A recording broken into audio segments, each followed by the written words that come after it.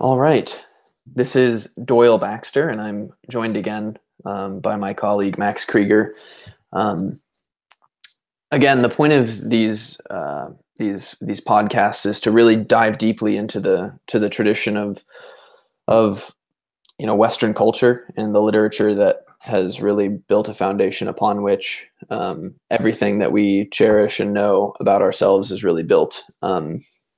So, in our first podcast, we covered the first half of Homer's Iliad, which we'll put a link in the description to that video. But I think we and Max, feel free to jump in at any point. I think we really were able to dive deeply into some of the topics that were covered in the Iliad, but because we were only in the first half, we were kind of limited in our ability to really discuss the work as a whole and its application to our lives and what we can learn from it.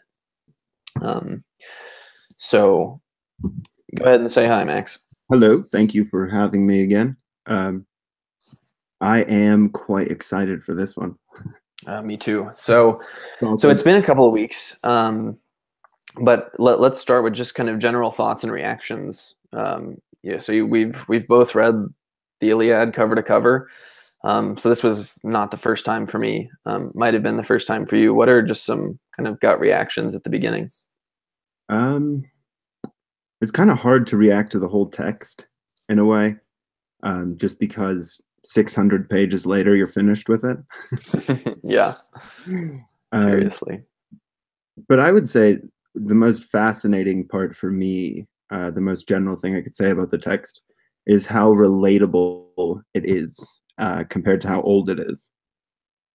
I think we have a common misconception that ancient things are foreign to a certain degree, but the motivations, the speeches, the friendships of the characters in the text are extremely relatable in a way that I don't think I would have naturally expected from such an old book.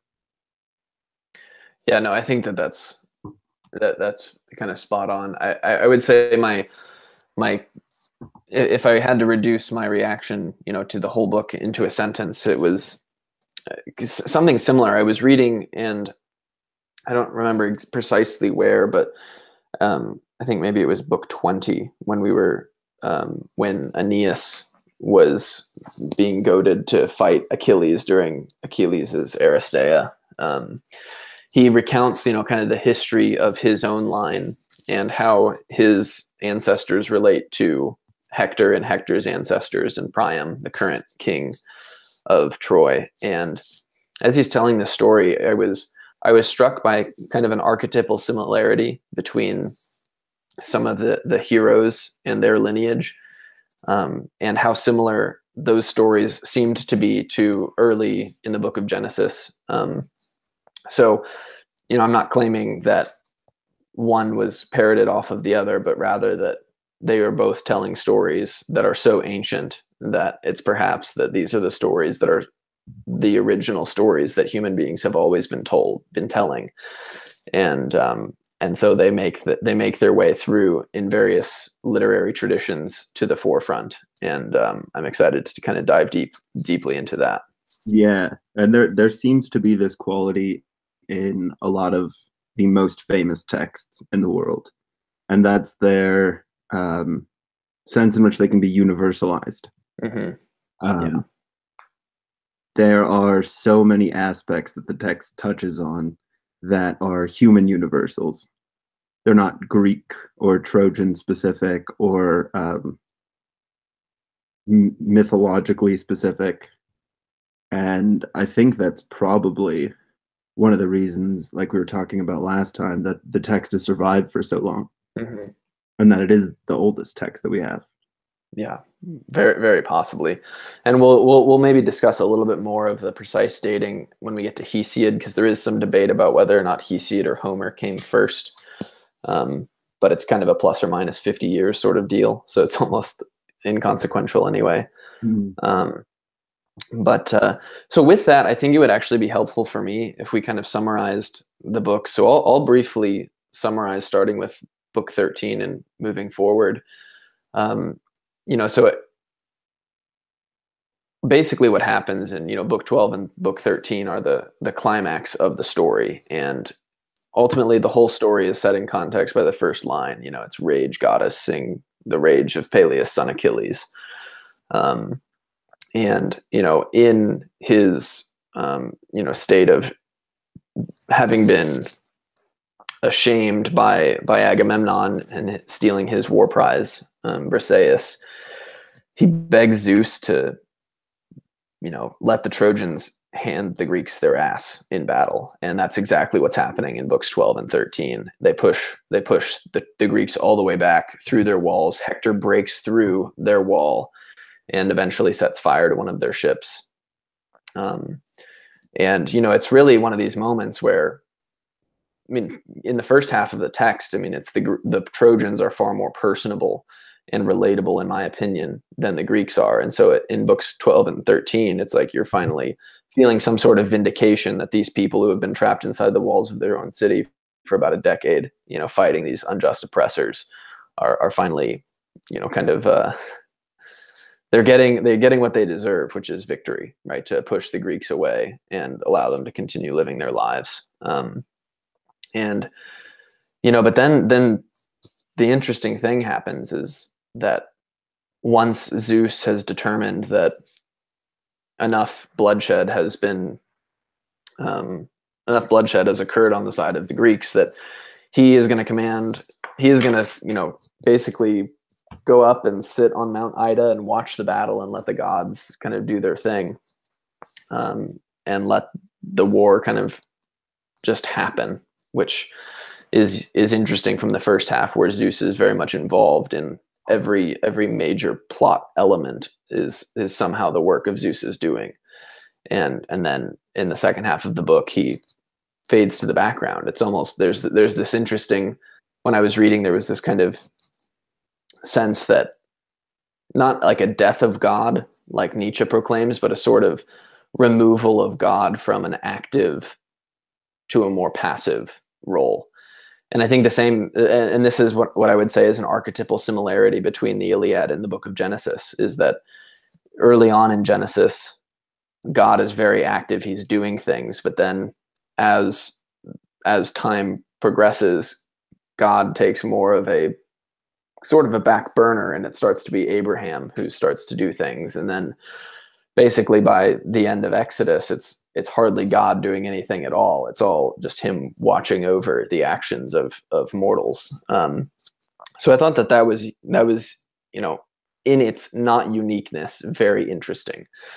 But ultimately, in their despair, the Greeks beg Patroclus to go to battle and to carry the Myrmidons forward, and Achilles lets him and gives him his armor, and then Patroclus goes off and gets slaughtered by Hector, and that is ultimately what brings Achilles back into the battle. Is it's no longer about his wrath or his rage anymore. And I think that's something that's really interesting, is that the whole thesis of the book is that this story is all happening because of Achilles' rage at this particular event where Briseis is stolen from him.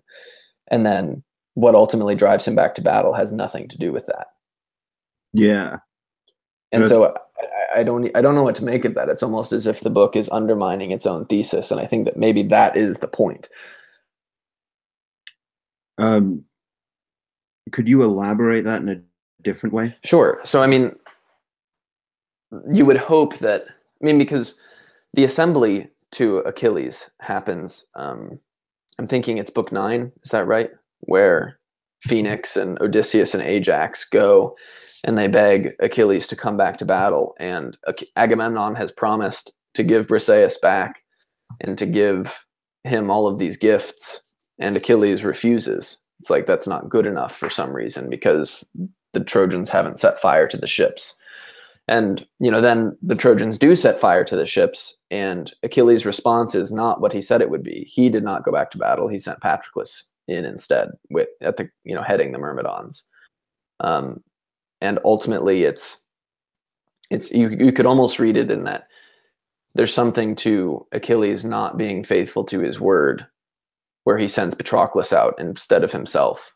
And that ultimately is what causes Patroclus to die, which Yeah. is the catalyst to send Achilles back into battle. Yeah.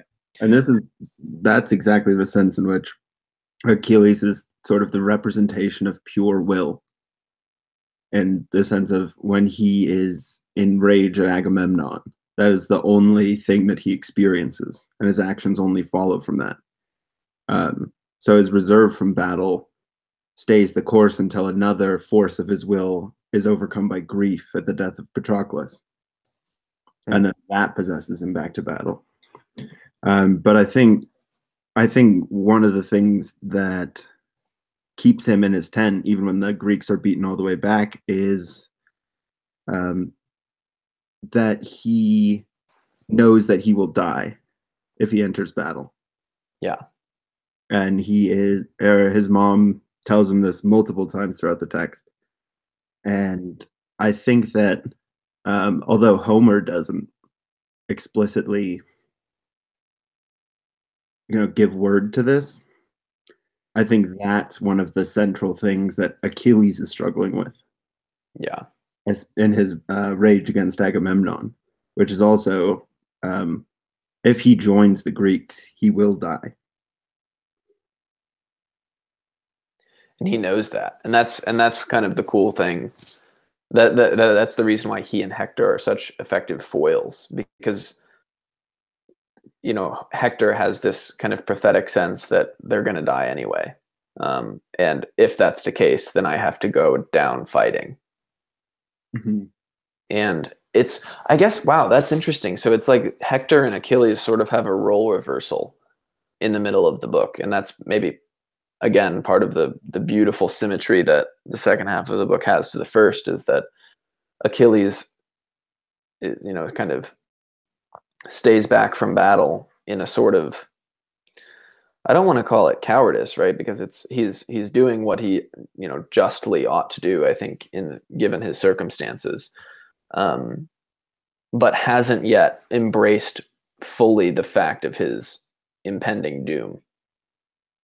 Mm-hmm. And that's why he stays back from battle. But then at the death of Patroclus, he embraces fully that he is going to die and confronts it head on. And it's like he finally meets Hector where Hector was from the very beginning, knowing that he was going to die, knowing that Troy was going to be sacked and that his wife and son were going to be ultimately his son killed and his wife made the slave of a Greek.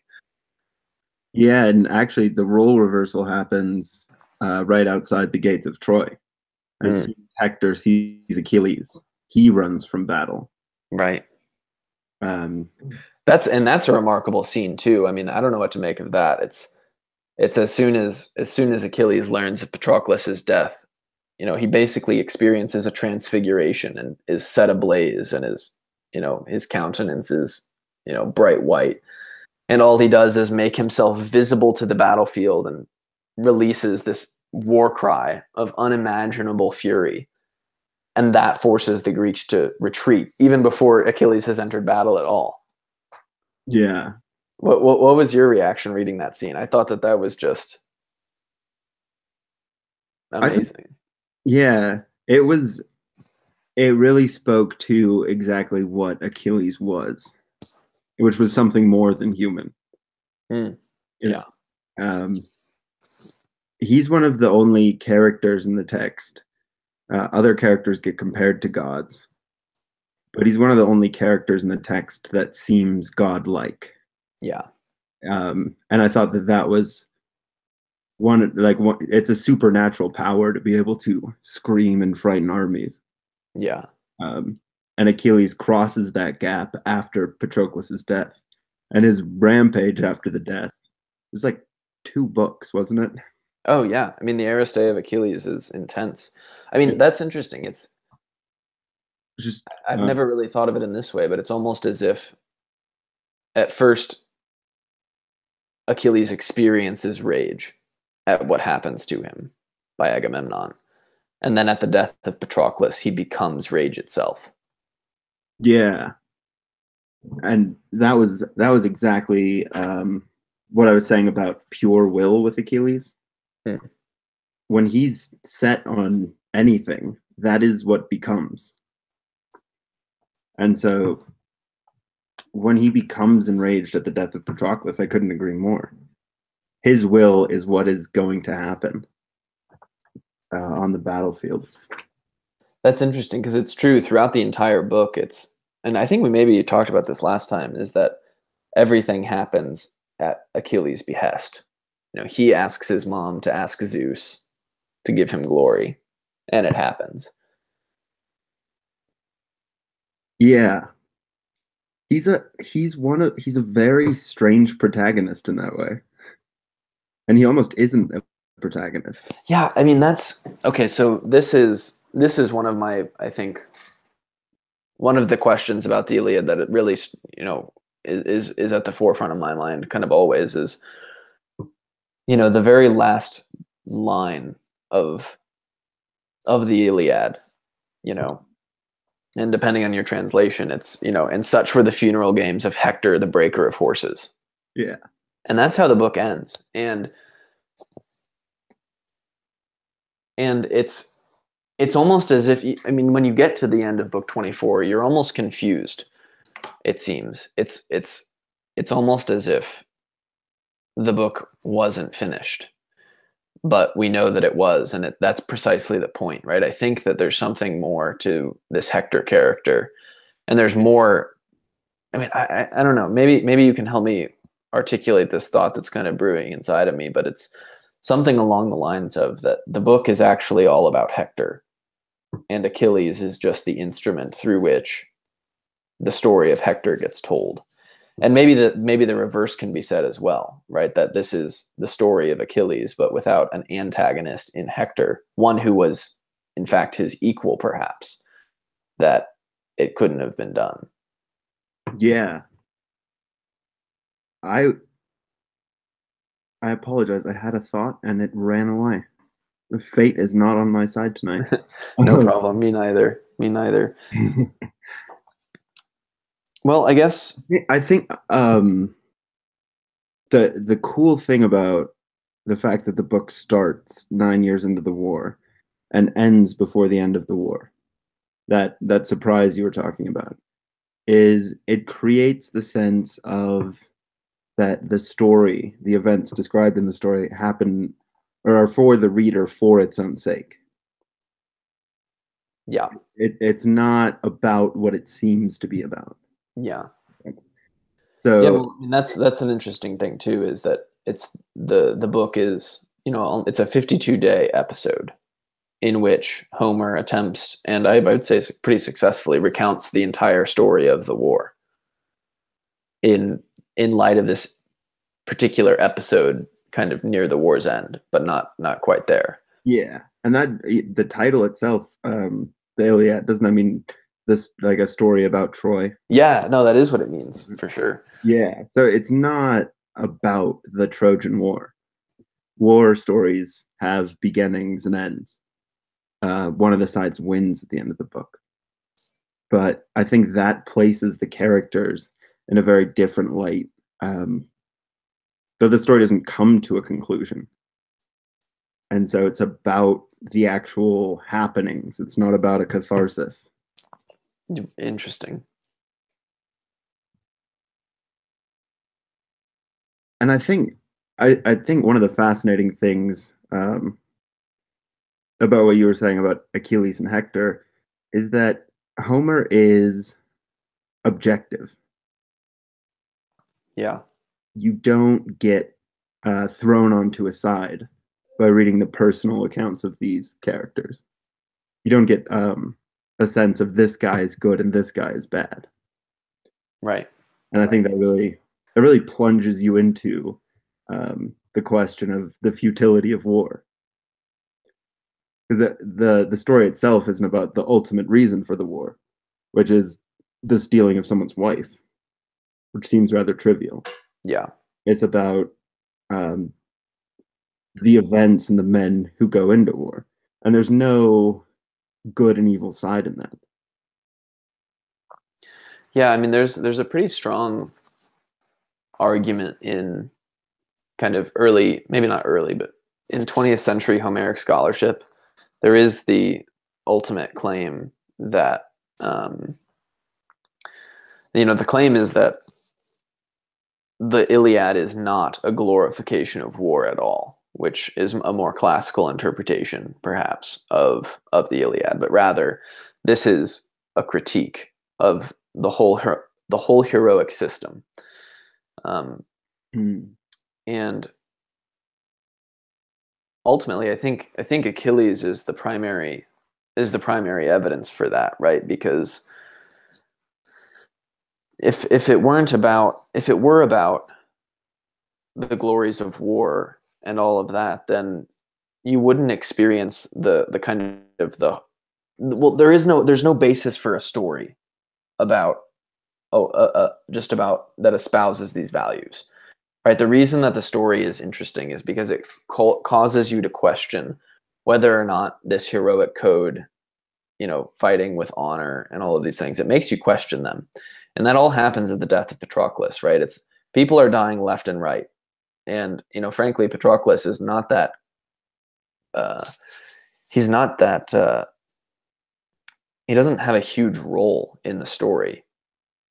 And then he just dies. And then Achilles, and that's interesting, right? It's basically a no-name character is the turning point at which Achilles enters battle. And I guess the conclusion I kind of want to draw from that is that clearly it wasn't about Achilles' honor to begin with. And the whole story is basically evidence for that. Insofar as Achilles didn't return to battle when Agamemnon offered the gifts, but only on the death of his comrade, do we get kind of some sense that it's not about that at all. It's not about the honor. It's not about the gifts. It's about a man who is in agony at the loss of his friend. Yeah, and I think that's where the argument for Homer critiquing this heroic system comes from, and it's the point of the war, which we talked about last time, is absurd. It's one man's wife. Yeah, but that seems to be the ethos of the myth, is that war begets war. And the way that the story plays out, it's not that anyone in the armies are fighting for the stolen wife or to save the wife. They all find their own reasons within war. And the death of Patroclus is a great example of this. It's not that Achilles wants to sack Troy. It's not that he hates Troy. It's that once war begins, there is no stopping it, because it will be revenge after revenge or push after push. Right. And so, I don't know, I really do like that idea that Homer is critiquing this sense of honor in war. Yeah, and I think that the critique really comes to a head. Well, I mean, ultimately, it's the reason why the book ends where it does, right? It's because ultimately, the war does come to a short end in at the end of the book, right? Priam comes and begs Achilles for the body of his son back, and Achilles also grants them a peacetime so that they can conduct the funeral games of Hector, right? It's 10 days of peace. And Priam says, if we must return to battle again after that, then we will. But you can kind of dispense with that second part. It's the story does come to a conclusion. The wrath of Achilles is appeased. Ultimately, and this is so fascinating, it's that, Priam comes and begs Achilles for his son, and they're both gods. They're gods among men, right? This is the king of Troy and Achilles, and they stare at one another basically and just gaze at one another's marvelous beauty and power. And ultimately it's, Priam, kneels at the feet of Achilles and kisses his hands and says, "Oh, these terrible hands, which, have killed my son." Yeah. In my translation, it's I have to endure what no one on earth has ever done before. I put to my lips the hands of the man who killed my son. Yeah. I was I was shaken by that line.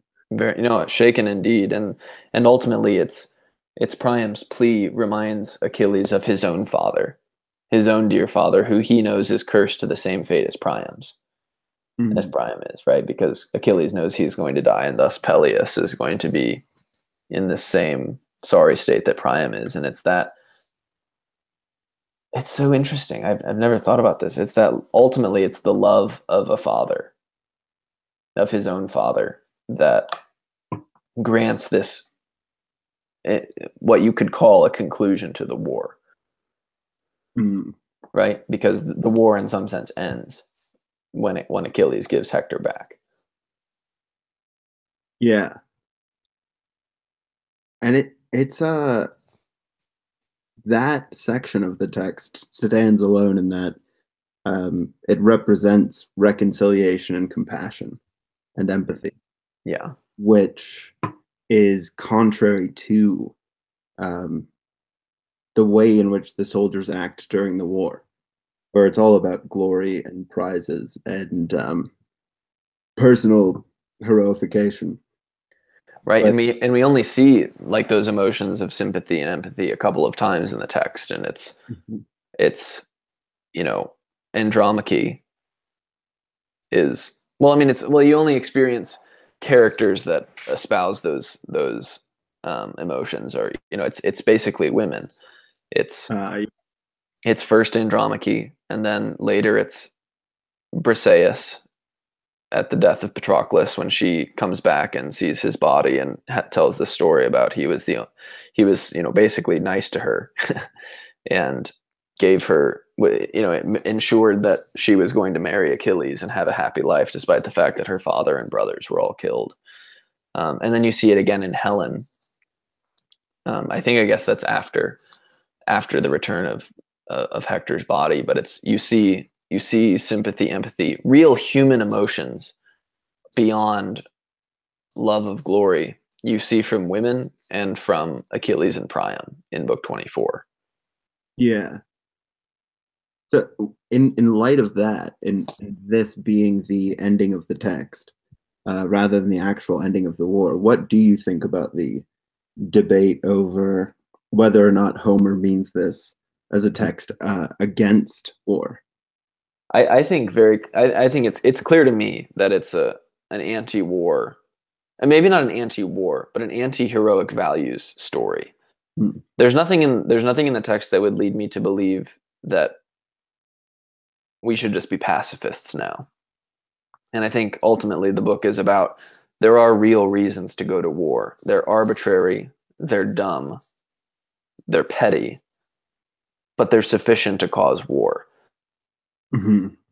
Yet, despite all that, there are things that you have to keep in mind forever and always, and that's for every man you kill, you've widowed a wife and orphaned many children, and ultimately you're causing parents to bury their son. Um, and I think that that's what we're supposed. I think what Homer's trying to do is maybe reinvigorate a little, just elevate the level of humanity in war, because glorification of these battles almost cheapens it. Right, the tragedy of war isn't brought out unless you remember all of the sad parts, right? Like the orphans and the widows and the children with no parents, and parents with burying their sons. Yeah, and the gruesomeness of war, Hmm. which I think Homer captures brilliantly. He goes into, I mean, describing biology or Yeah, when people are being stabbed. yeah, no, and Detail. gruesome details. I mean, the one that sticks in my mind the most is basically somebody gets speared in the mouth and his teeth come out through the back of his neck, Mm. and it's like shit, man, this is a real thing. Yeah, my favorite description of war is over the fight over the Patroclus's body. and this is in book 17. Um, and it goes, so on they fought like a swirl of living fire. You could not say if the sun and the moon still stood secure. So dense the battle haze that engulfed the brave who stood their ground around Patroclus's body. And when I read that, I was reminded of the term the fog of war. Hmm. But there's the description of the sun and the moon no longer being in their places in the sky. It really brings to light this image that war is something inhuman or unnatural. Yeah. It's not just chaotic, but it steals the very beauty of nature from itself.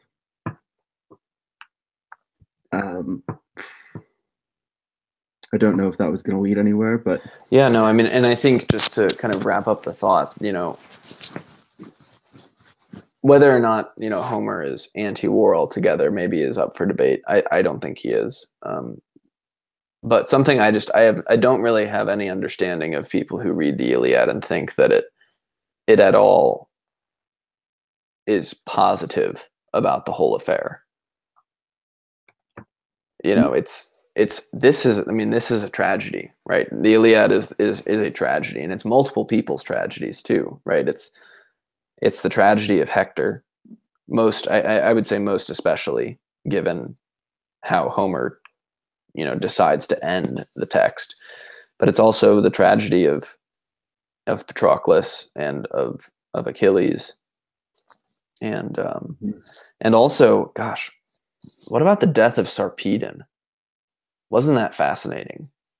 So Sarpedon, we talked a little bit about him last time, but I just want to kind of recall who he is. I mean, Sarpedon is the best of the Lycians, right? One of the allies of the Trojans.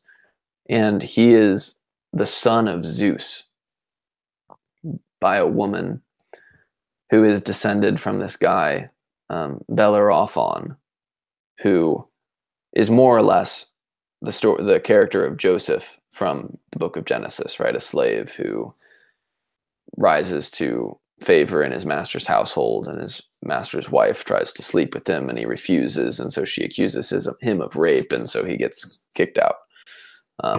But both in Homer and even in Hesiod in the Theogony, Bellerophon is like just this hero of a man, and Sarpedon is his descendant, but also the direct son of Zeus. And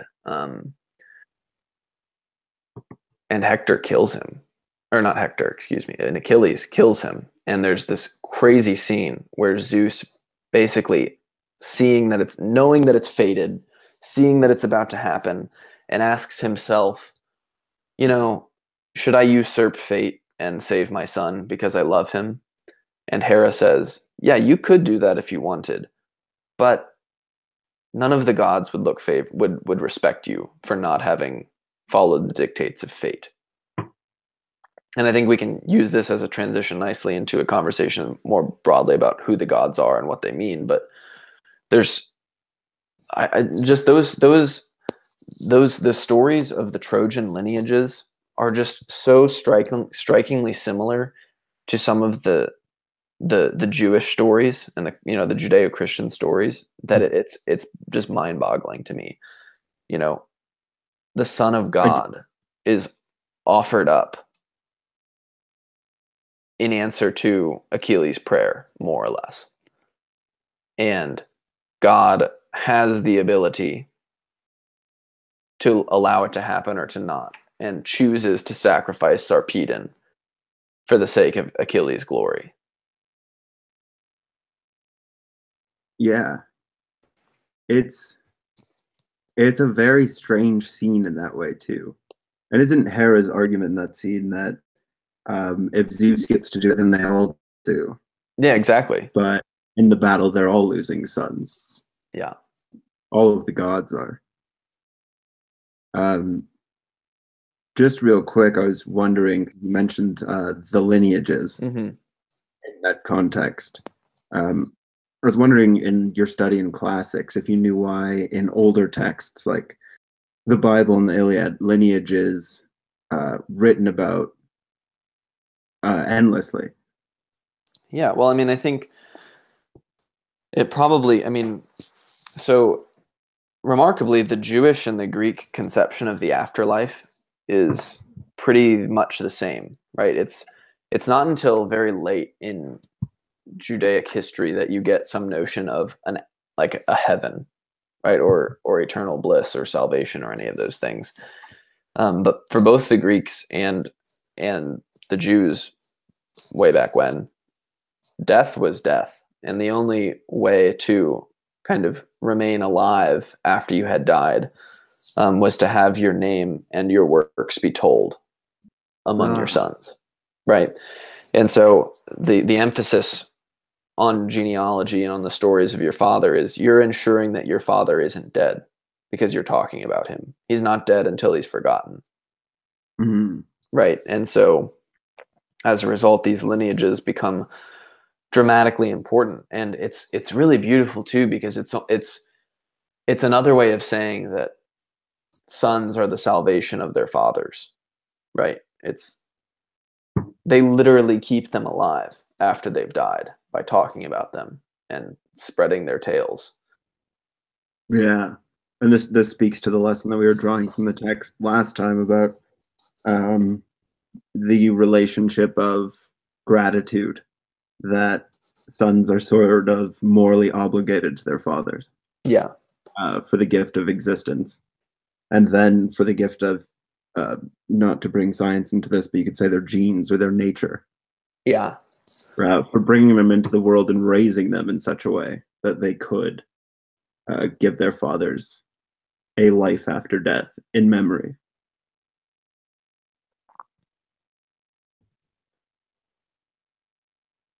But I find that the lineage point is so interesting because the modern world is completely disconnected from lineage.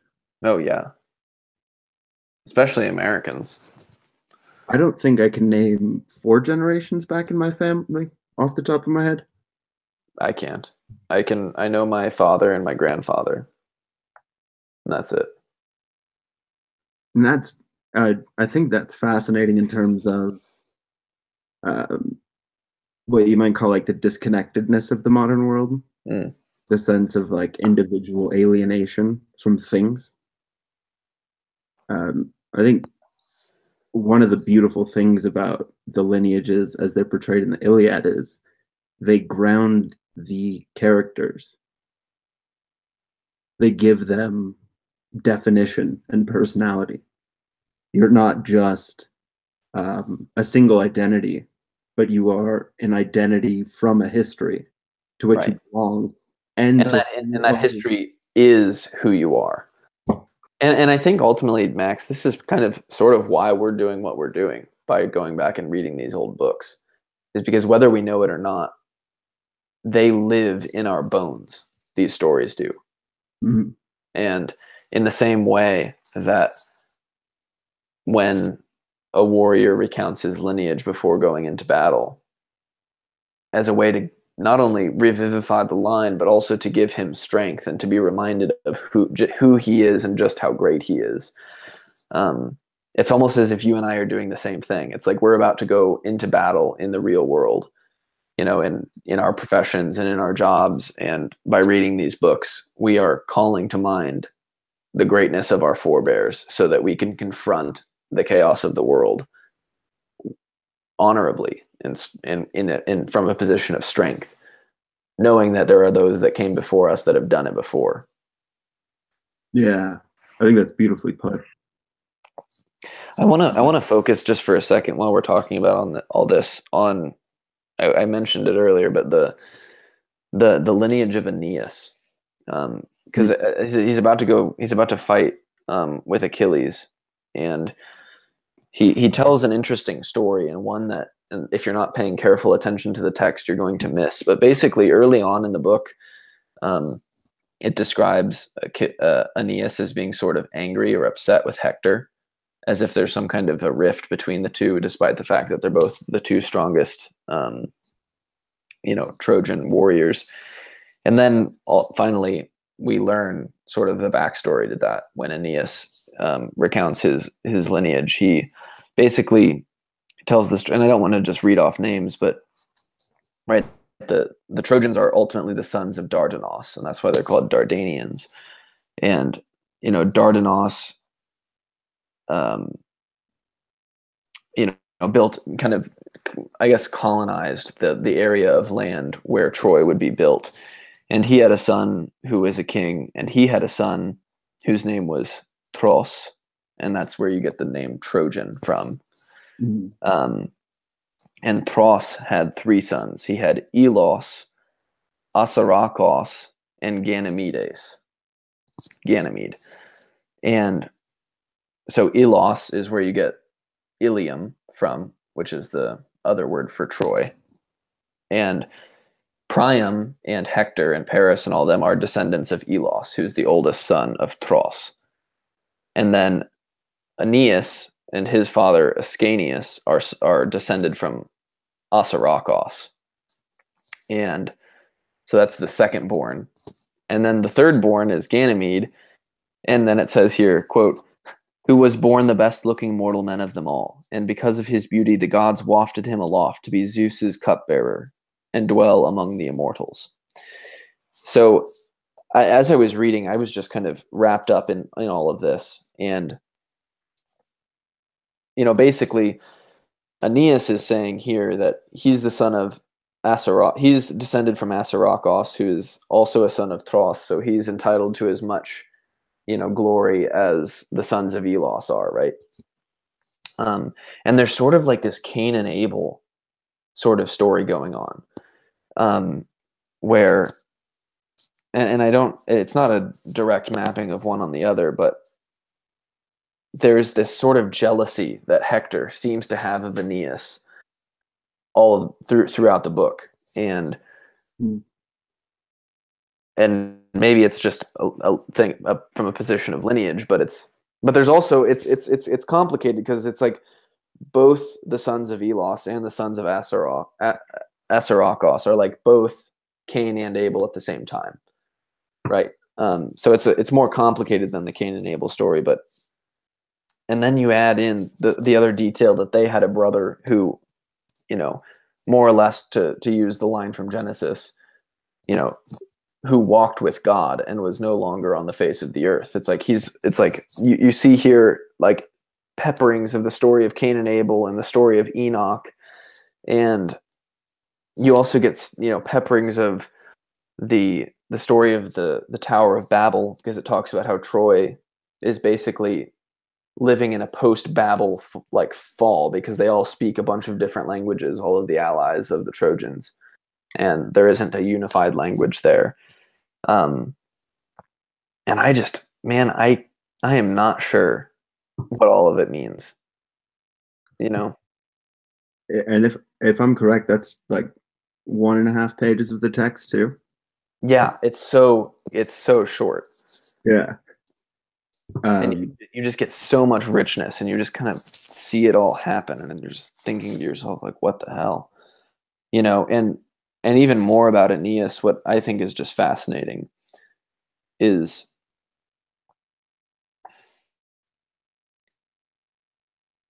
it seems clear to me that the author of the Iliad knows that the sons of Aeneas go on to found Rome. And how the hell is that possible? It's not chronologically, but it kind of is. Okay, so here's a fun fact. He's the one who saved, because he was fated to be saved. Yeah, exactly. Like the last survivor of Troy, right? Exactly. The last son of Priam, something like that. Well, yeah, well, I mean, ultimately, it's Aeneas was fated to move on, and the reason why it's just interesting is it's like there's so many. I'm babbling because I don't have these thoughts are not well articulated, but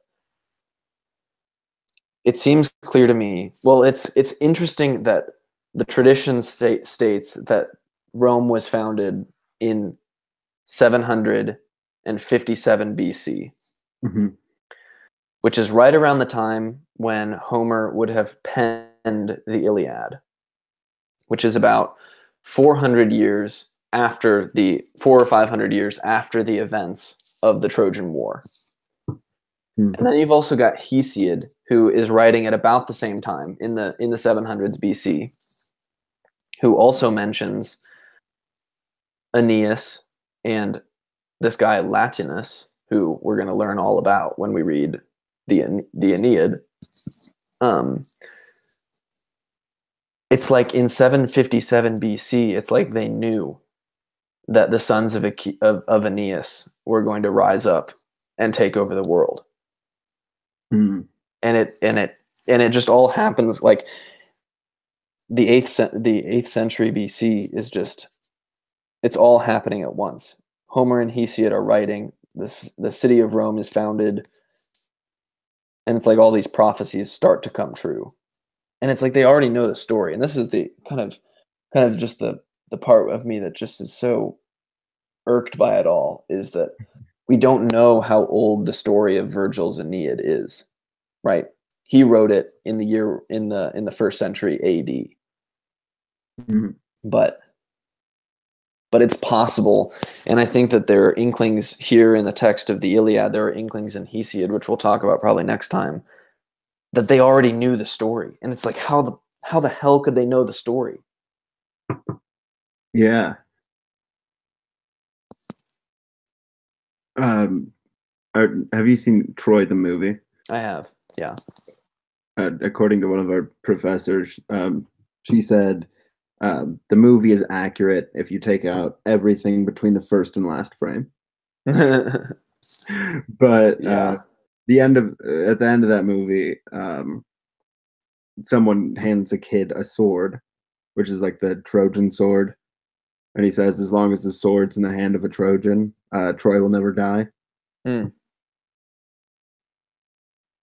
Um, there is a. I honestly don't know enough about Rome, but is in the story is Aeneas the father of Romulus? So it's not direct, but and this is another part that's interesting. You know how I was mentioning that Hector and Priam were descendants of Elos, and Aeneas was a descendant of Assaracos. Well, Aeneas ends up having a son who he names Elos, kind of uniting, at least symbolically, these two disparate houses of Trojans back together in the fact that Aeneas' son he names Elos. But then, so that gets Romanized as Iulus, and it takes a couple of generations, but eventually from that line is born a woman who Mars impregnates with Romulus and Remus. Uh, Um, and also interesting is that eventually, so Elos in Greek becomes Iulus in Latin, which after a few hundred years becomes Iulius, and that family is the Julian family from which Julius Caesar, Octavian come. So, and it's mythic history, right? So how much of that is real and how much of it is created after the fact? I mean, who knows? But the fact of the matter is that there is a lot of interesting stuff about Aeneas and his fate here in the Iliad. And these stories are, I mean, they're verbal stories, right? I mean, this is, and they're also written. So, but regardless, it's like at the same year that Rome is founded. One, how does the author Homer know that Rome is founded? He like basically lives on the other side of the world. And two, how does he know? Does he know? Does it matter that those guys were potentially sons of displaced Trojans who end up conquering the whole world, including Greece? yeah. I just I don't know what to make of it all. So do you think that the beginning of the tie between Greek Hellenism and what later becomes the Roman Empire begins this far back. Yeah, well, I mean, it seems to. It's there's a and maybe I'm just reading it into the text, but especially like if you go back and read book 20, there's clearly a very, very well developed oral tradition about Aeneas. And we just get little snippets of it. And I just don't know how to reconcile the significance of that with the fact that later, basically 800 years later, when Virgil sets down to write the Aeneid, is he making any of it up, or is he just is it a combination of translation and creation? Yeah. And I'm sure there's definitely a lot of creation in there, and there's some interesting stuff that we can talk about when we get to the Aeneid, but he's not creating that story in a vacuum. Mm-hmm. And that's what I don't know how to wrap my mind around it. I just don't get it. Yeah. At the very least, it's a reaching back for an authority. Like Yeah. Yeah. The sense of becoming from something else that was great. And Yeah. then in that sense too, there would be the I don't know if it's an archetype, but the uh, rising from the ashes of the fall of Troy. Yeah, for sure. Yeah, that's definitely an archetypal story, right? It's like the phoenix.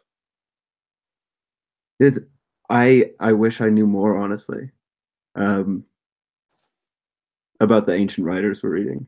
Yeah, me too. I mean, one of the cool things that we'll be able to do is kind of sort of piece these things together as we go Mm-hmm. along, right? So it starts with the Iliad, and there's just a whole bunch of questions, and we'll read tragedy, and that we'll answer some and ask more, and then we'll get to Virgil eventually, and that'll just multiply the problem because Virgil is just a genius. He basically, so we're not going to read the Odyssey in our kind of trek through the tradition, but basically the Iliad's 24 books, the Odyssey's 24 books. The Iliad is the story of the war, the Odyssey is the story of the going home after the war. And so when Virgil sets down to write the Aeneid, he basically says, well, I'm going to do both, and I'm going to do it in 12 books. So take that. So he basically tells he tells the Odyssey of Aeneas in books 1 through 6, and then he tells the Iliad of Aeneas in books 7 through 12. So it's basically foreshadowing Twitter. Things will just get shorter and shorter. Yeah, I guess sort of like that. But it's also just like a tour de force of poetic ability. And you said he's 600 years after the Iliad was written down. 750 about. He's in the first century AD. So these texts were still central. Oh yeah, yeah, yeah. Well, so this is what's interesting is that we don't know how many Homeric quote unquote epics there were. It's likely that it's like Achilles is the main character of the Iliad. Mm-hmm. It's likely that there was another Iliad-like text with Agamemnon as the main character and Odysseus as the main character and Diomedes as the main character and all of these, right? So just find every hero in the book and imagine that there's an Iliad with them as the key figure. Mm-hmm. And then imagine that the Odyssey is the story of Odysseus going home after the war.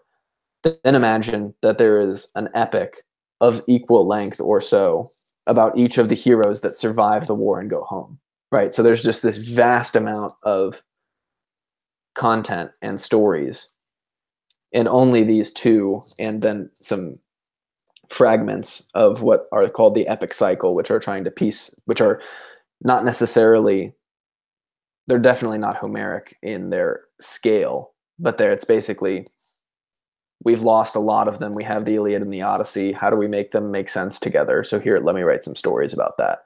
So we have it by historical accident, just these two epics of potentially dozens, Mm-hmm. And At the very least, it would seem to be a trilogy. say again. I said at the very least it would seem to be a trilogy. Oh yeah, yeah, clearly, and that's what's cool about Virgil, is that he comes along and he writes the third of the trilogy. Um, so yeah, everybody, basically every educated Roman would have read and probably even own a copy of the Iliad and the Odyssey, and they would read it in Greek. There are Mm. very very few translations of these books into Latin from the classical period. I I actually I wanted to mention that Homer is cited by Plato All the time. all the time, but that the lineage that begins philosophy in the Western tradition is a lineage. It's Socrates to Plato, Plato to Aristotle, Yeah. and even stranger than that, Aristotle to Alexander the Great. Yeah. Well, it's even more interesting than that, too, because there's this great quote, and I forget the guy exactly what his name was, um, but one of Plato's other students, not Aristotle, after Plato had died, there's this account of him being asked by some guy on the streets in Athens, "Hey, what do you guys do in the academy all day?" And he says, "We read the scrolls of the ancients and we talk about them." And everybody was so disappointed because they thought that they were doing something different, right? But it's and what were the ancients to the Greeks in fourth century Athens? It's like they were literally reading Homer and Hesiod and talking about them. So it's like there's this beautiful. It's like Homer and Hesiod are the genesis of philosophy, and then you get it instantiated in Socrates, Plato, Aristotle, and into Alexander the Great. Yeah. Uh, It's do you have any line in the text that you found particularly philosophical or any section? Because this was something I definitely wanted to talk about with you. The Iliad is incredibly philosophical.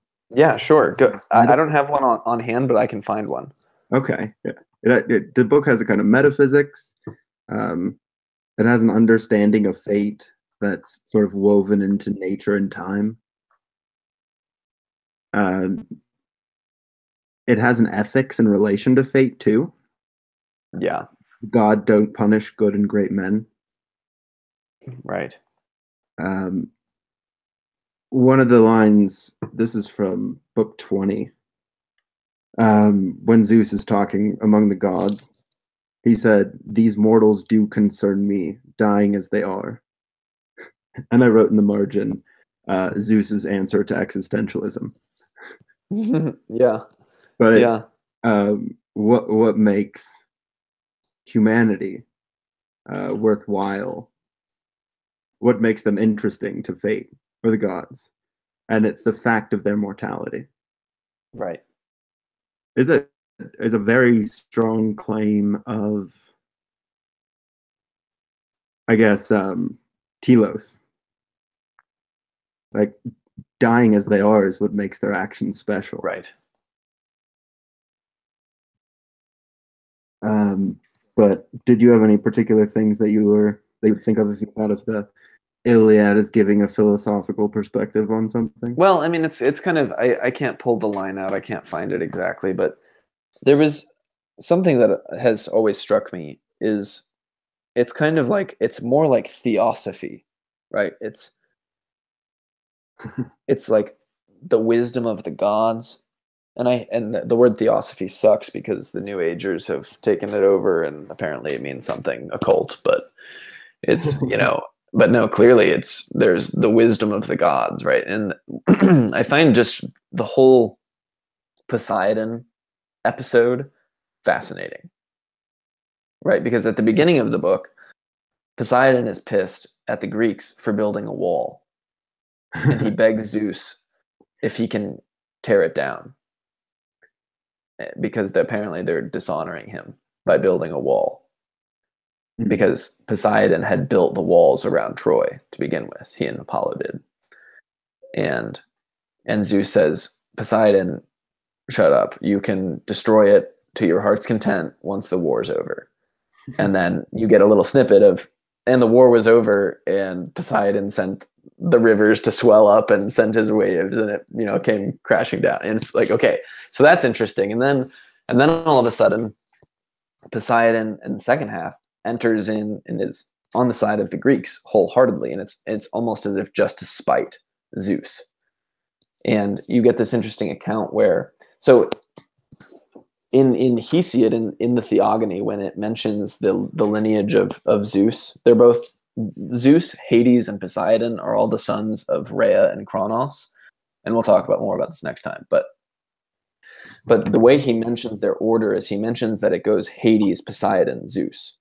So it doesn't say for sure, but the indication is that Zeus is the third born son.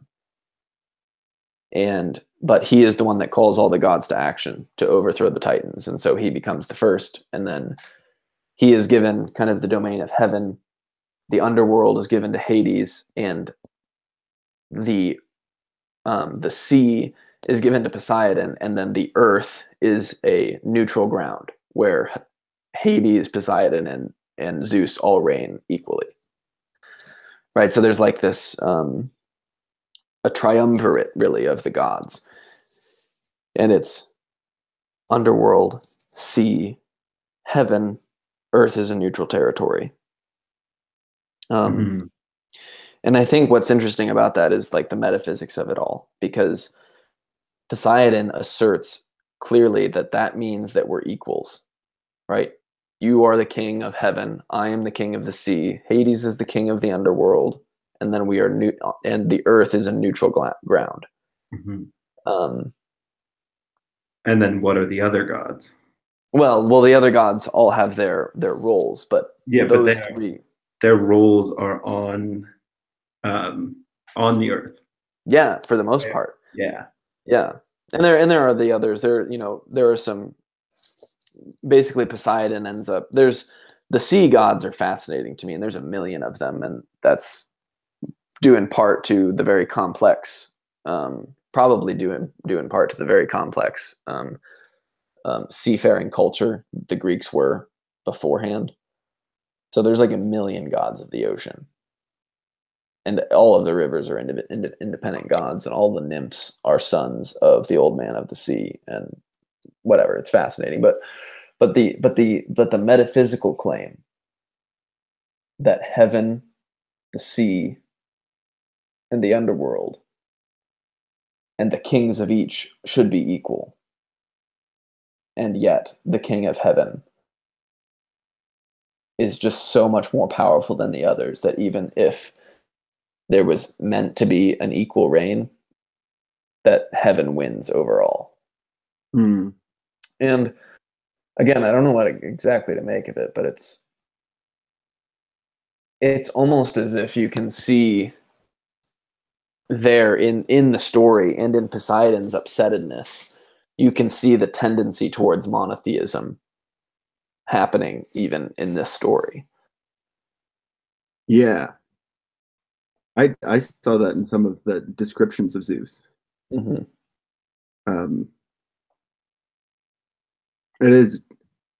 It's interesting, and I don't know enough about this, but you know the phrase Athens and Jerusalem. Oh yeah. There is a link there. I don't know exactly when it historically happens, but it seems like there is something deeply compatible about their metaphysical understandings. Yeah. Well, even this is mind-boggling to me. So in St. Paul, I'm forgetting where, it's in one of his letters. He is basically, it might be in Acts. Have you read the book of Acts? Not cover to cover. Yeah, no problem. So basically, St. Paul is in Athens, and he's basically telling the Greeks that he's amazed at their faithfulness, because he was exploring, he was just exploring the temples and the altars and all of these things in Athens, and he found an altar to an unnamed god. And then St. Paul says, I'm here speaking on behalf of the unnamed God who you're already worshiping.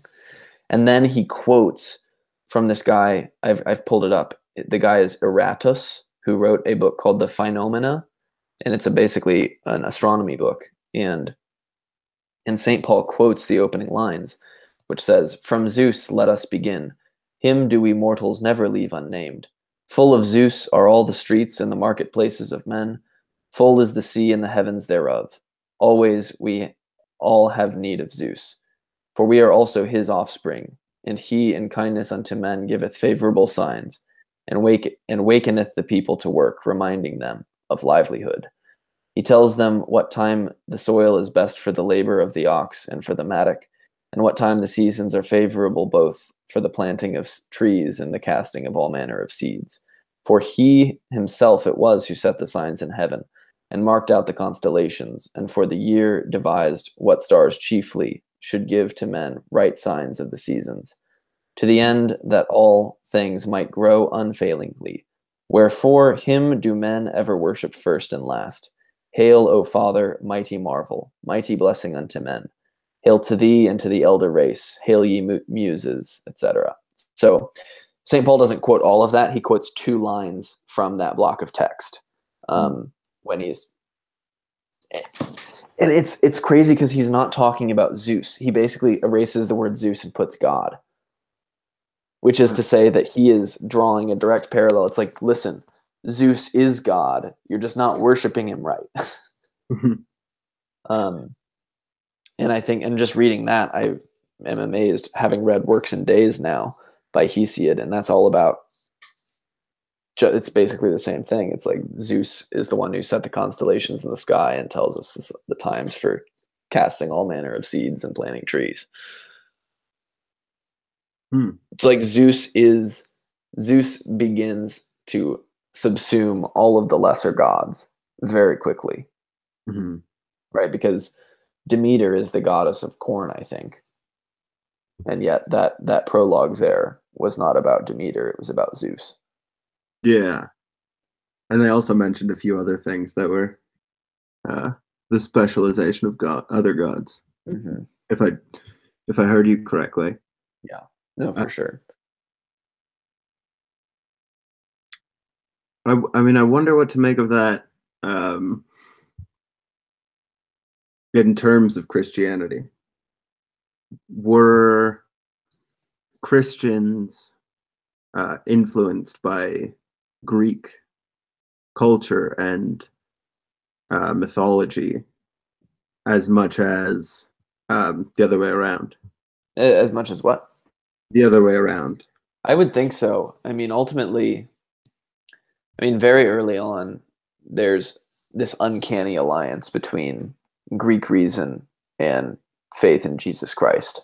And so Saint Justin Martyr refers to Plato and Aristotle as God's prophets to the Gentiles. And given what we were just discussing about kind of the lineage of Greek thought, I mean, basically by that statement, Justin Martyr is also saying that Homer, Hesiod, all these myths, all the other thinkers, those are God's prophets to the Gentiles. And also just given the archetypal similarities between what's going on in Iliad and in Genesis, it's not clear to me that he's wrong at all. You know, it would be so easy to say that in truth. Now, what that means, I'm lost there on like the significance of and this is, I think, what I'm just kind of starting to understand this and grasp this. But, Dr. Quinn always would say that if he could learn just one inkling of wisdom from the Greeks from his lifetime of study, that would be worth it to him. And early on, I thought that was kind of foolish, because it's like, Dr. Quinn, you've probably learned a lot from the Greeks already. But as we're starting to really kind of grapple with these ideas, I'm realizing, yeah, you might know or point out something, but actually grasping the significance of it is much harder. It's like we're like the kind of the points that we're making. We're really just turning our attention to various things that happen either in the text or in the history or in the surrounding stories, whatever. But actually understanding what that means is really difficult. Yeah, it's all of these connections are kind of humbling too. Yeah. Um, well, um, do you think that Greek mythology's understanding of the gods can inform a monotheistic faith in some way, or do you think that it's it's all mostly just superseded by the monotheisms? No, I think and here's where I myself am in kind of an uncertain phase. I don't really know what I think about this, so I'm just going to preface it with there's a big question mark before all of this and after all of this. But I'm coming to realize that, you know, the world that we live in is really complicated, and it's even complicated more by the fact that we ourselves are really, really complicated too, you know. And so given that, it's like the sphere that I exist in right now is so complicated, and it's made even more complicated by the fact that I don't understand myself and I don't know myself. How can I even begin to think about what a non gosh, I don't like these words, but a non-materialist metaphysical realm would be, right? It's like the human soul is embodied and emotions rise up from the body and we experience them in consciousness. So there's something metaphysical there, but it's an embodied metaphysics, right? Mhm.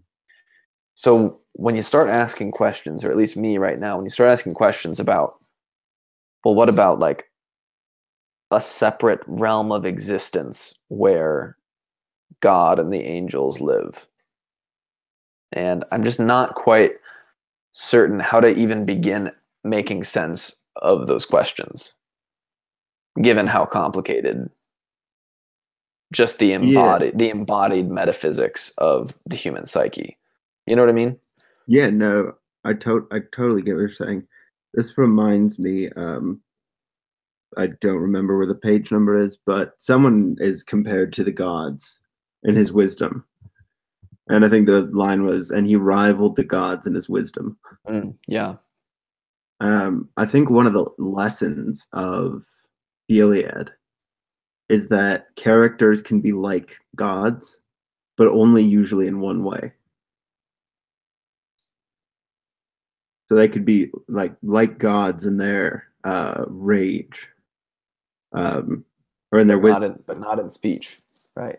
And I think um, I would probably put it more metaphorically than metaphysically, but self-actualization is the becoming other than human by a process of virtue and character building. Mm-hmm. So I think um, the place where we get these realms from, let's just pretend all of this notion of another realm is just a total fiction. There are no other realms, and so on and so on. Yeah. We get them from glimpsing like some of the most truly beautiful aspects of humanity. And that's where these personifications of the gods come alive. Yeah. Like one who loves like a god, or one who fights like a god. Um, I think there is a lot to that, they're like, yeah, they're crossing a threshold beyond what we would consider material, mhm. usually.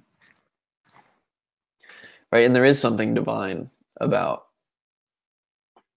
you feel divine-like when you're in love. You feel divine-like when you're in rage, right? Like the gods themselves, I don't want to reduce them to being psychological forces, but when I am enraged, I am participating in Ares. Hmm. I am Ares insofar as I participate in rage. Yeah. And there's something divine about it because it's clearly not me. It's almost like, yeah, I think there is something to that, right? It's like these heroes recognizing in themselves these parts that are not them, right? Not their conscious selves doing things, and that's what makes them godlike, right? These subterranean or psychic forces are gods because they're not them. They're not me. Yeah. It's like almost the non-human is divine. This is reminding me of the often used quote that our deepest fear is not that we are inadequate, is that we are powerful beyond measure. Oh yeah, yeah, Um, we talked about this last time, but when the gods talk to people, there's senses in the book that they're not hearing sounds. right. Like it's in certain places, it's like they're conscious. Yeah, yeah. Or it's just it's going on in their head. I mean, I think we talked about this example last time, but when Achilles decides not to stab Agamemnon, it's like he pulls half the sword out. Athena comes and stops him, and he puts the sword back in the sheath. It's like there's something divine about that moment where you decide not to kill someone, Hmm. but you decide to be rational or something, to check your Yeah, anger. Check your anger is divine. yeah, and I think there's also this sense of a lack of self trust. I think would be the vice of what we're talking about. Mm, That when your conscience speaks to you as if it were, or in like a god, um, it's it sort of arrives out of places which we can't grasp within ourselves. Does that make sense? yeah, no, clearly.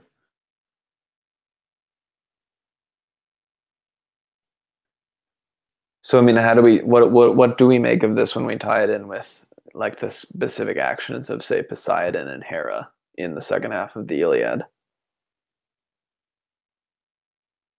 Their interactions with the Greeks. Yeah, well, I mean, just they come down and they start fighting. You know, they go to war. Hmm. You know, or even that it's Phoebus Apollo, pushes Patroclus over so that Hector can kill him. Yeah. Um, Which that example is easy to square with what we're talking about, right? It's he tripped and Hector killed him, right? And Phoebus Apollo is just like the fact that he tripped was somehow it was as if divine because Hector was just able to reach down and smote him, right? yeah. And But it go ahead. as he's dying, Patroclus says, "You could have brought in 20 Hectors, and I would have killed them all. But Apollo has killed me. It's not you." Right, right. And so like that interaction is really easy to square with the kind of thing we're talking about. But when Poseidon in particular comes down in what book is that? And just starts going ham on the Greeks or on the Trojans. Hmm. Um, I thought that was fascinating. And it's like or that or the story of Zeus being seduced by Hera so that he'll go to sleep so that they can that's what happens, right? Hera puts Zeus to sleep so that Poseidon can go fight without getting in trouble. Yeah. Right. That's kind of different and it's qualitatively different from what we're talking about with these more psychological forces, right? Yeah. Well, I think um, like if you take the gods as abstract representations of certain human traits, and I don't want to. I'm not reducing them to this. Right. But Right, right, it's clearly. an as if thought experiment, like imagine the gods were just nature or something like that. Mhm. Their interactions with each other explains their nature. So Zeus going to bed with Hera, and I think she gets a beautiful gown from someone.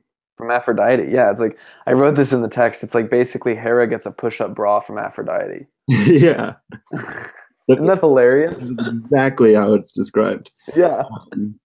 But I guess it would be he who is powerful, beware of beauty, Hmm.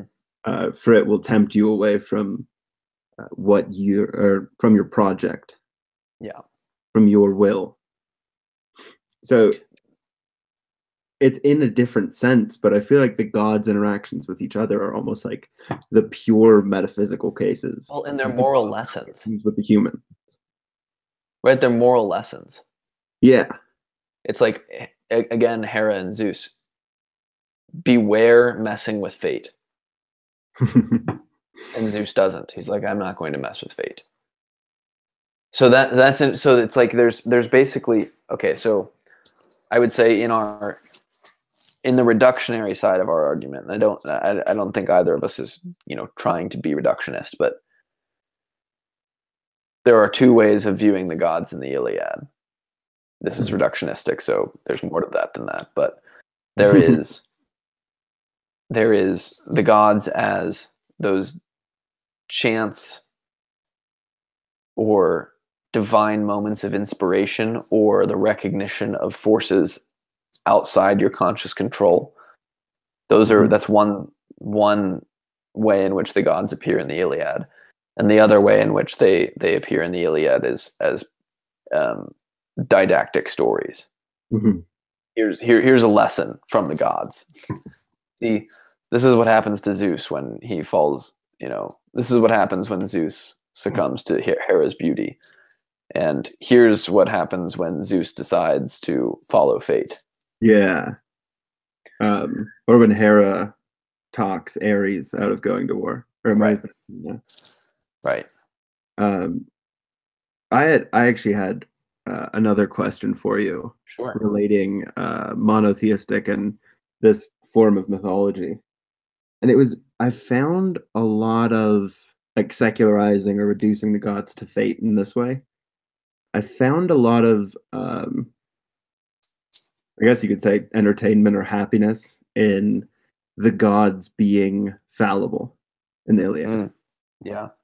And I love how they conflict with each other, and it's fate conflicting with fate. Uh, Yeah. Yeah. It's and hard. I not mean, and fate like is fate is unique among the gods because fate is a god, but it's also more than a god, and it's also a force that the gods are bound to. yeah, But they're also not bound by it for some reason or another. Difficulty there, but yeah, there is. I think that you get a very different ethic out of gods that whose wills are in contradiction with each other Yeah. than you do from a monotheistic notion of God. Yeah. And I was wondering if you thought that it was even possible that there would be a notion of fallibility in an understanding of a monotheistic. Yeah, I do think there is, and this is perhaps contentious, but so one of the things to keep in mind is that so you know how people will sometimes say they'll like juxtapose the God of the Old Testament and the God of the New Testament. Yeah, I hate when people do that because God is God, right? But it's obviously indicating some kind of at least experiential difference of just like reading the New Testament versus reading the Old Testament, right? yeah, And part of that is the age of the texts, right? There are portions of the Old Testament where the actual word for God is plural, the gods. right? And so that's just a really ancient literary tradition that was clearly polytheistic, being told in the context of a monotheistic system and stuff, weird stuff happens. But also there's just this overwhelming sense, at least in Genesis, that God is really trying hard to create the best world that he can, and that the world is just simply not capable of being as good as he wants it to be. So the best example of this is like right at the beginning of Genesis. It's like, and God said, "Light." There was that, and God said, "Let there be light," and there was light. And God separated the light from the darkness, and the light he called day, and then darkness he called night. Hmm. And so evening came and morning followed the first day. So it's like God went to the trouble of creating night and day, and all he got was evening and morning. Right? God tries to draw this distinction between light and darkness, and he wants day and night. But then when it happens in reality, he gets twilight, this kind of in between. And the funny thing about the actual Hebrew is that, and God saw how good it was, is the translation. But really the Hebrew says, and God saw that it was that's the translation, right? It's like, I was trying to make day and night, but evening and morning are okay. It's doing its best, right?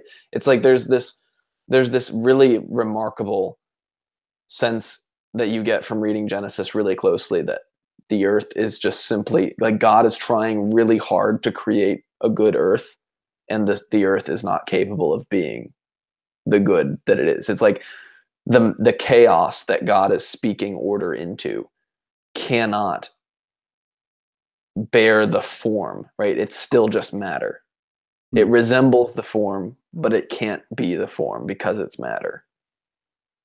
And that indicates some kind of weakness, or interesting sort of, maybe not weakness is the right word, but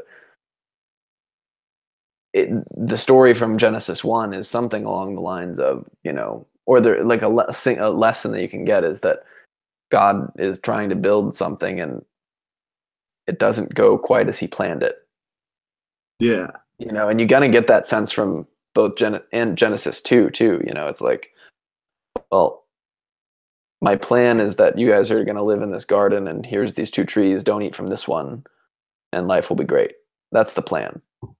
And then the humans don't live up to the plan, and so the question is, well, who's fucked up? The planner, the plan, or the people that are supposed to follow the plan? Where does the mistake actually lie with? Is it all three? Because it seems like from my reading of the text, that it's everybody's to fault, in some way at fault. Yeah. So there is, I think, a sense in which you can argue that even in a monotheistic system, you have kind of the God. God is not perfect, but he is perfect because he's God. And maybe that's the point. Maybe perfect isn't that you don't make mistakes. Maybe it's what you do about your mistakes. And I think that might be the ethic, is that, because God keeps coming up with new plans. Like it's, plan A didn't work, so he kicks Adam and Eve out of the garden and gives them some curses and whatever. And then they start sacrificing to him. And then Cain kills Abel, and he's like, okay, time for plan B. And then, shit happens, and, gosh, the whole world is terrible, but at least Noah's good. Okay, so that's plan C. We're going to kill everyone and let Noah's descendants live on, right? And it's like the lesson is the perfect God keeps recreating the plan. And that's what it means to be perfect, is to continue to respond to chaos as it creeps out and speak order into it. Yeah. It's a very different than maybe traditional understanding, but Yeah. I think it allows for philosophy to enter the picture. Yes. And forms of dogmatism to leave it. Yes.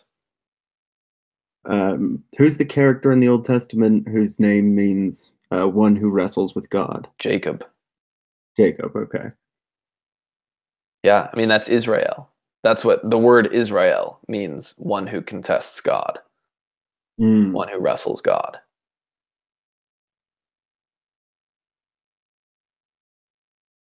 So he's the father of the 12 tribes of Israel. Hmm. Um, yeah, I mean, our conversation has kind of taken a turn from the Iliad, but I think it's Uh, definitely informing what we're talking about. And I just want to kind of maybe say a concluding remark in this, unless you want to keep going down this path. I was gonna Um, add one more thing, sure. um, and that's that it seems to me, and this could be completely wrong, that the Greek gods are more existentially calming from a subjective point of view Yeah. than a monotheistic god. Yeah, I mean, Uh, again, I think it's like, what monotheistic God are you talking about? yeah, I apologize. I should just You say the know, Christian god because that's what I'm trying to talk about. you're trying to talk about what? The Christian god. Yeah, but I mean, I'm trying to, like, I'm poking you and prodding you. It's like, Well, I believe in the Christian God, and the one that I believe in is the one of Genesis, who is constantly trying to do stuff and making mistakes and yeah. adapting. You know? No, I apologize. I forgot to say my purpose for bringing this up. Um, and that was, I feel like oftentimes there's an extremely narrow perspective about what a relationship to God would mean. Yes. And I was really interested in talking to you about this topic because we take very different positions in terms of religion. Hmm. But the Greek gods and the God of the well, the God of the Old Testament are more similar than the notion of an omnipotent, omnibenevolent, Yes. and so on. Yes. I agree with you entirely. You know, Nietzsche says something really interesting, that he says basically that the God of the New Testament is a sham, and it puts the God of the Old Testament to shame, because the God of the Old Testament was actually a God worth having. Um, so Nietzsche, but I think, and this is, so I clearly, my thoughts are not traditional Catholicism, Mhm. and yet I am the most traditional Catholic that I know. Right? It's like, my wedding is going to be a traditional Latin mass. I went to mass today, was Ash Wednesday. It's like, I do the fasting and I do all, and it's like, not only do I do the things that Catholics do, but I truly believe in the things that the faith offers. And Mhm. yet, what I've been wrestling with for a long time now is the real need. Well, it's the real capability of valid interpretations. It's that, okay, so an interpretation of the faith can be valid at a time and place, right? Mhm. And then at a different time and place, that interpretation is no longer viable. And I feel myself as if I am wrestling with questions, and I feel like I'm trailblazing a new Uh, interpretation of dogmatic Catholicism in the context of the death of God that Nietzsche proclaimed. yeah. It's not to say, and this is maybe hard to explain to someone, but I'm not saying that my interpretation gives me, like, the power to tweak and change things that the church requires me to believe. I'm not saying that at all. I'm saying that I'm taking the words that the church speaks to me. These are the commandments. These are what you have to do. These are the rules. But rules are given life by an application to a real life scenario, right? Mhm. A rule is a form that has to be instantiated in action. And what I am feeling is that the only way to instantiate these rules in a post death of God society is to kind of do things the way that I'm trying to do things, ask the questions that I'm trying to ask, like, where is heaven? Hmm. Is it actually a non-physical realm that exists outside and a part of this world, or is it more intimate than that? Is it actually here and now among us, waiting for us to enter it? And can we enter heaven while we're still alive? And Hmm. is it the case that we will give birth to God in in a way that is very, I would say, prophesied in the Old Testament, right? And it's like, I'm not trying to speak dogmatically about any of this stuff because I don't have any of the answers, right? I'm that's where I'm at right now. Hmm. Um, God is dead in our society, and yet the church is alive, and the gates of the netherworld will never prevail against it. And it's like, okay, that means we need to refigure out what that means. Yeah. So, anyway, that's quite a digression from the Iliad, No, but I no, I really appreciate it, and um, I guess I sort of take that from the other side, which is from the side of the death of God, or believing that there isn't a God, which I guess is kind of a contradiction, anyways. But um, I still find the Iliad's notions of the supernatural extremely compelling in day to day life. yeah, Like the very notion of fate as it plays out in the Iliad, and um, I think that I actually don't exactly know where I'm going, but I think that well, the I mean, Iliad no, I get is it. I mean, a you can just see yourself pouring out a libation to Zeus or to Aphrodite or to Ares. Mhm.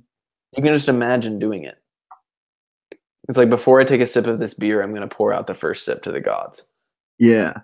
Like, there's something so human about it. It's like, it's almost like it's in our blood, because it is. Hmm. I think, yeah, I think the Iliad's instructive in thinking about Christian theology. And I don't know exactly how, but that's why I wanted to ask you. And I really liked your answer. But I'm struggling with this too, in the sense of um, the complexity of things and how we explain those things and how that motivates our relationship to them. Hmm. So I feel like the any sort of theological view in like imbues experience with purpose. Yeah. And I think that's a worthwhile lesson, even if you subscribe to no religion. Hmm.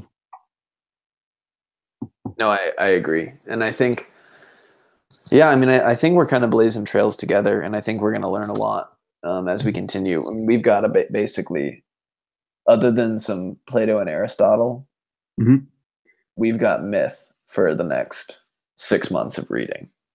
Oh, goodness. So we're going to learn. Maybe it's not quite 6 months.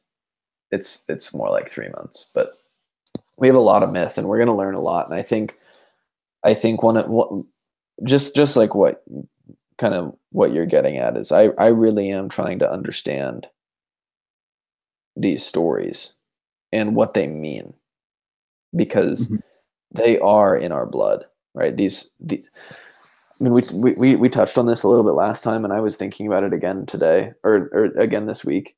Just the miracle, the absolute miracle that it is that these texts survive all the way down to today. Hmm.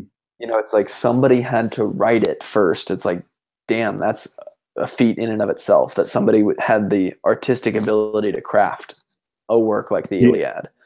Like, that's amazing. And then he wrote it down, and then somebody else read it and wrote it down and made a copy.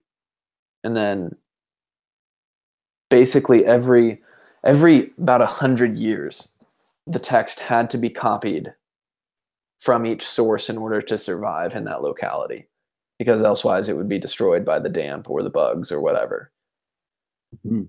It's like nature itself was trying to stop these stories from getting to us, and yet some of them actually make it because they Yeah. inspired hundreds of, thousands, hundreds of thousands maybe of people over thousands of years to do whatever it took to make sure that they survived. Mhm.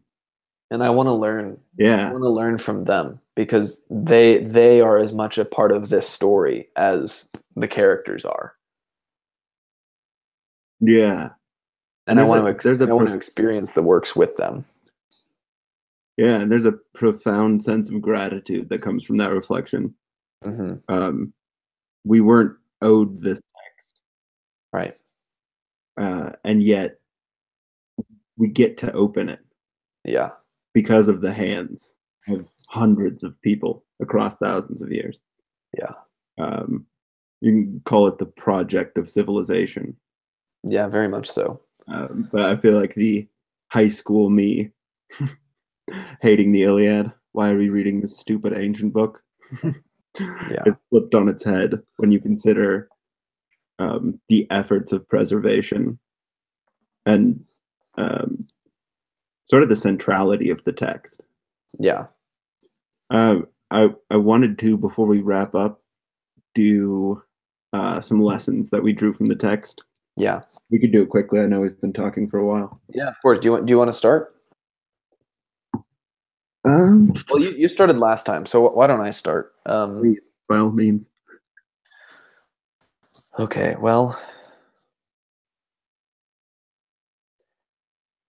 I would say the key lesson that I learned from reading the Iliad this time through, and kind of apart from the lessons that came from like my reflections about like what we were just talking about, the gratitude. I think that's probably my key lesson, is to be grateful for these texts and all of that. But from the story itself, I would say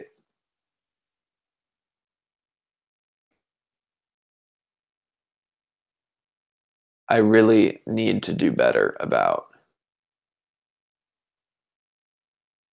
loving my family, I think. Hmm. I have a very abstract notion of love of family, and like family is everything, family comes first, all these other things. But my injunction is Priam, you know. The Hmm. man risks everything to get the body of his already dead son back. Hmm. And despite the fact that his wife urges him that it's not worth it. That's an unwielding loyalty to his blood. And I'm not saying that love of family is not without its problems, because it clearly is. And in fact, that example cites one of them, right? Disagreement between a husband and wife. But what I am really taking from the text is that I owe it to myself and also to my family members to really be much more fiercely loyal to them and love them. Hmm.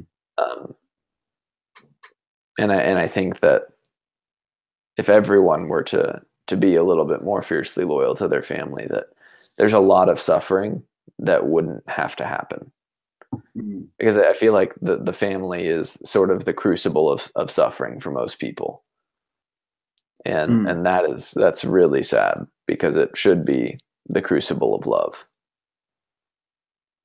Certainly. and support. So that's I think that's my lesson, my takeaway from the Iliad. And to tie that back to our previous conversation about lineage, um, there's a certain sense in which you can never escape your family. Yeah. You are your Right? family. Yeah, it is from what you were made. Um,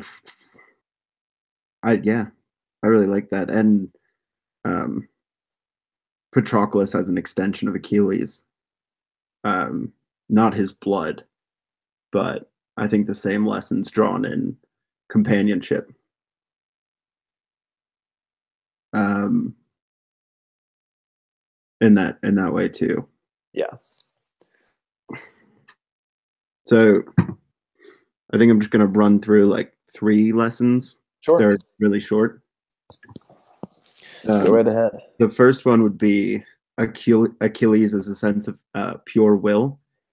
And I don't know enough about the will to power in Nietzsche to describe this or to know if it maps on in any way. But Achilles is like everything he's motivated by is a totality for his entire being. Nothing makes him waver when he's set on something. And I think that example of will is worth emulating in the sense of it's extremely rare to set yourself to something and stick to it with unwavering whatever it requires, whether it's unwavering grief or unwavering courage or and then to stick to it even when they come with an embassy full of gifts and yeah, I mean just an unwielding force of will. Yeah. Then on the opposite side, I think that Hector is sort of the sacrificial character. It's not about Hector for Hector, while it's all about Achilles for Achilles. So those are 2 interesting elements brought about by the text. To go back to your Priam going to Achilles thing, I found a sort of New Testament thing when the god stops and talks to him to protect him on his journey. And he doesn't recognize it as a god, but he's extremely polite to the stranger on the road. And that, I thought there was a moral in that little section of the text, which was speak to strangers as if they were gods in disguise.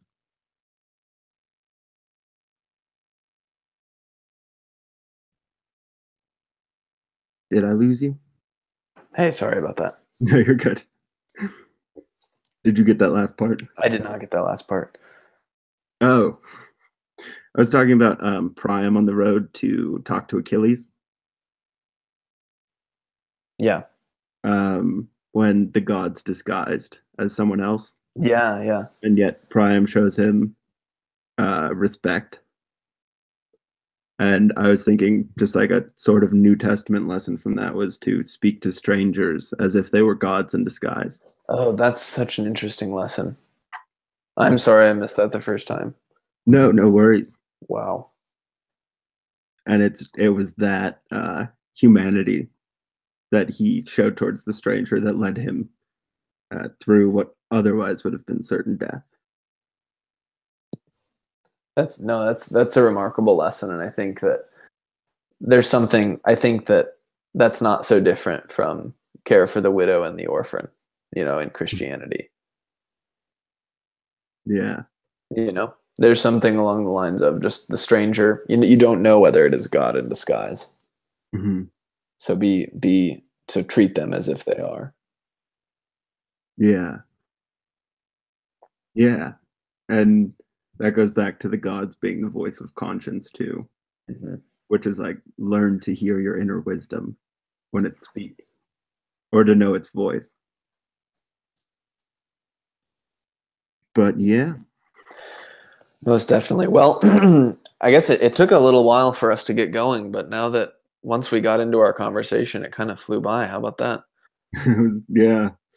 Wish we jumped a little bit into the abstract this time, but we did. We didn't focus so closely on the text, and I think part of that was probably due to the fact that we had both finished the text maybe 2 weeks ago before we actually podcasted on it.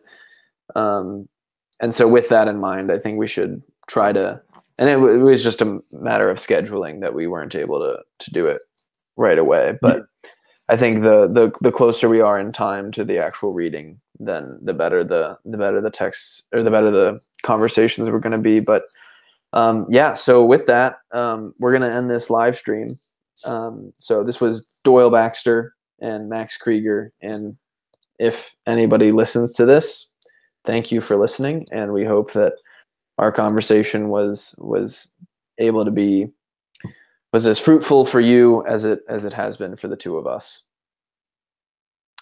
So with that, happy Ash Wednesday, happy Valentine's Day, and we'll see you in a couple days for Hesiod's Theogony and Works and Days.